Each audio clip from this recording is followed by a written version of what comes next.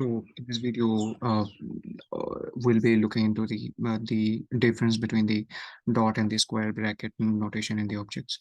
So let's say if you write a normal object, let's say that obj equal to maybe name, name maybe SD, maybe SD, and then if you usually do like dot notation, right? Object dot name, right? So it will give you the output, isn't it? So there are some cases you will find the bracket notation is actually helping you. So bracket notation, what it does is, so let's say you have an example called. So if you usually write a foreign loop, then you'd see that we don't write actually dot notation here. I mean object dot key, right? Because we don't know actually key. What is the key specifically? Because key is a variable and it is changing, right?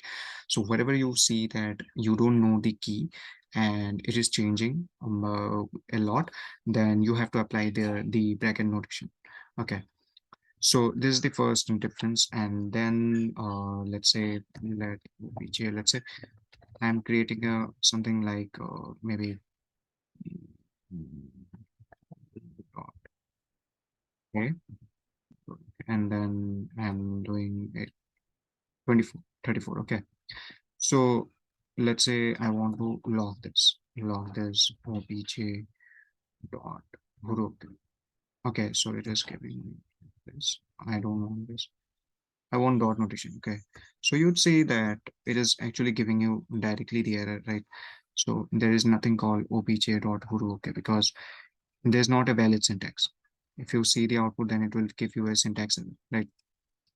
Because you can't do, let's say you have the key like this one. I mean, kind of a unique key, like, right? The key is like a unique kind of thing. But here you can't actually use the strings. So you have to use the bracket notation, not this one. And you have to convert it to the string. So yeah, wait, okay, there's not a lot. So this is the way you write this thing. Okay. So huru dot okay will be having the 34, and obj dot huru okay will give you the output. Okay. There's the 34. So if you see the output, then you would get the output as 34. Right. So there's the second example. And one more example that I can think of, let's say there's a bird, and then let's say size is small. This is also a famous example. So let's say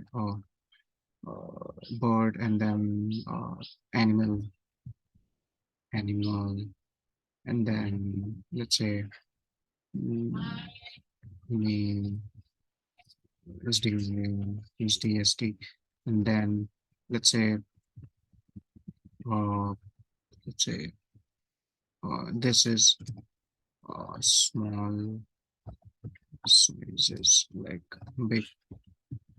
Okay, so so now if you see, like let's say I want to log animal dot bird dot size. Okay, so yeah, so let's say, I mean, if you normally see this, then you would expect that bird dot size will be small, and yeah, I mean bird dots, and then animal dot size, I mean animal dot. So let's say I just want to this small. I'll just make it small only. No, small. Yeah. So small is, let's say I'll get this boolean. That would be easy. Yeah. So let's say you would expect that bird dot size will be small, and animal dot small will give you true, right? Because obviously if even if you don't write the string, then it will convert that to this, because all the object keys are actually in the backend, I mean backhood, it is actually stored as string. Okay. So now if you expect this to be true boolean, so I'll just, yeah, true only, fine. So if you expect this to be true, then you would actually get a type error reading that size is not, I mean, cannot read the properties of size, right? Because there is no size.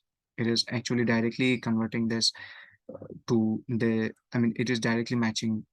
First of all, it is going for animal dot bird. Animal dot bird will give you an undefined, because there is nothing called bird in the animal object, right? So, and then undefined dot size will give you just a usual type error, right? So here actually you can take the help of the bracket notation.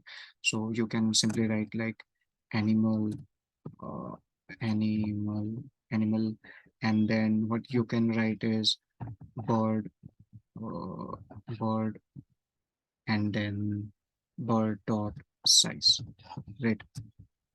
So what it will do is, when you write the bracket notation, the JavaScript actually kind of ignores this. First of all, it directly jumps into the bracket. Okay, so in the bracket, what is this bird dot size rate? So bird dot size is small, so it will store small here, and then it will match the animal dot small. So animal dot small is true. Now you will actually get the value as true, right?